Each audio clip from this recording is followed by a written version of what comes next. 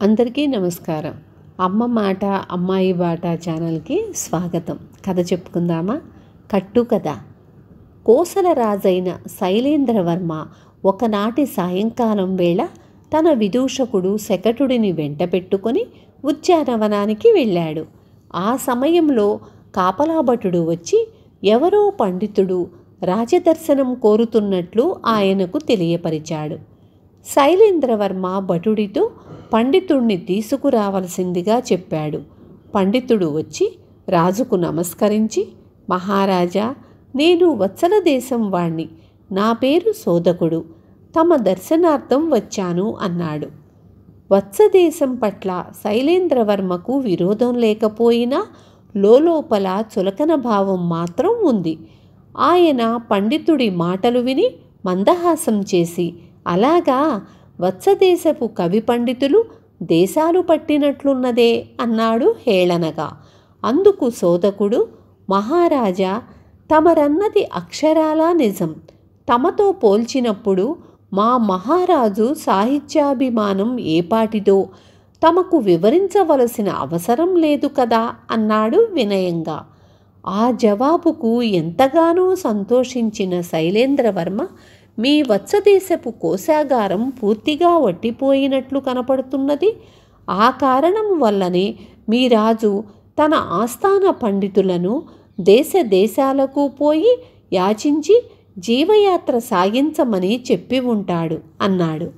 రాజు శైలేంద్రవర్మ మాటల్లోని హేళన ఏమాత్రమూ పట్టించుకోకుండా సోదకుడు చిన్నగా నవ్వి, తమ కోసల దేశంతో సరిపోలిస్తే వత్సల దేశపు వనరులు సంపద ఏపాటివి? అందుచేత మా రాజుగారి కోశాగారం గురించి, ఆయన ఇబ్బందుల గురించి తమరు నన్ను అంతగా అడగకుండానే చక్కగా గ్రహించారు అన్నాడు. సోదకుడి మాటలకు మరింతగా సంతోషించిన శైలేంద్రవర్మ తన మెడలోని హారం తీయబోతుండగా జరగనున్నది ఊహించిన విదూషకుడు ఆయనతో, ప్రభు, ఒక్క క్షణం ఆగండి. ఈ వత్సదేశపు పండితుడి అసలు పాండిత్యం ఏపాటిదో తమరింతవరకు పరీక్షించనే లేదు. అయితే కట్టుకథలు అల్లడం అన్న పరీక్షలో మాత్రం ఈయన నెగ్గాడు. విదూషకుడి మాటలకు సోదకుడి ముఖం చిన్నబుచ్చుకొని రాజుకేసి చూశాడు. రాజు కోపంగా విదూషకుడితో, అసందర్భంగా మాట్లాడకు, కట్టుకథ, అసలు కట్టుకథ అంటే ఏమిటి అని ప్రశ్నించాడు. ప్రభు, కట్టుకథ అనే దానికి ఎంతో గొప్పదైన సామాజిక సాహిత్య చరిత్ర ఉంది. ఈ విషయం రాత్రి మా ఇంటికొచ్చిన బంధువు, ఆయన వత్సదేశపు రాజాస్థాన పండితుడు చెప్పగా విన్నాను.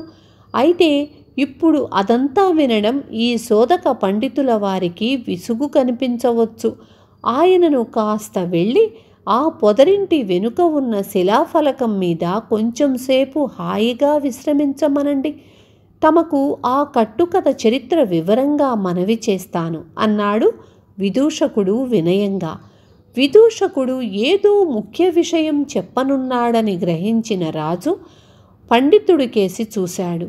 సోదకుడు వెంటనే అక్కడి నుంచి పొదరింటికేసి బయలుదేరాడు.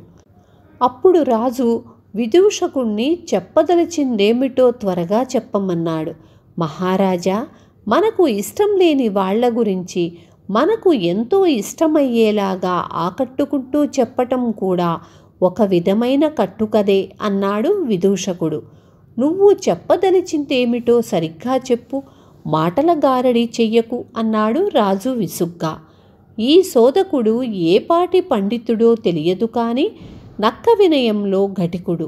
వత్సరాజ్యం మన రాజ్యం కన్నా చిన్నదే కావచ్చు, కానీ వర్తనుడు తనకు సాధ్యమైనంతలో కవి పండితులను ఆదరిస్తూనే ఉన్నాడు. ఈ సంగతి తమకు తెలియంది కాదు అన్నాడు విదూషకుడు. రాజు అవును కాదనకుండా తలాడించి ఊరుకున్నాడు. విదూషకుడు ఎంతో వినయంగా, ఆ రాజు తమరు ఒకప్పుడు నలందలో సహాధ్యాయులని అందరూ ఎరిగినదే. ఏదో కారణంగా మీ ఇద్దరి మధ్య కొంత అసూయాభావం ఉంది.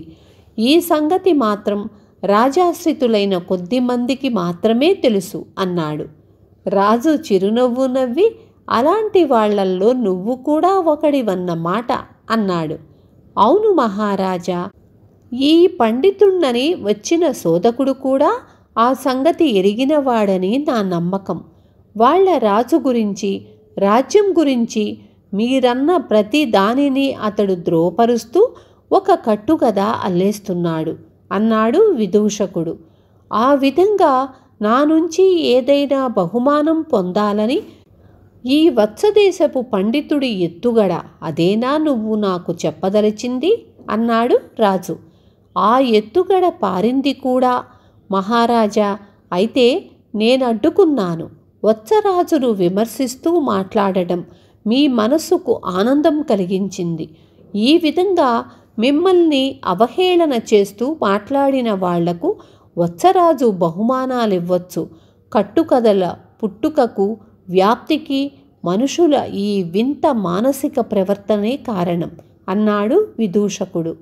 రాజు కొంచెంసేపు ఆలోచించి, సరే, నువ్వు ఇప్పుడు చెప్పిందే ఒక కట్టుకథ కావచ్చు, పరీక్షిద్దాం అని భటుణ్ణి పిలిచి పండితుణ్ణి తన వద్దకు తీసుకురమ్మన్నాడు.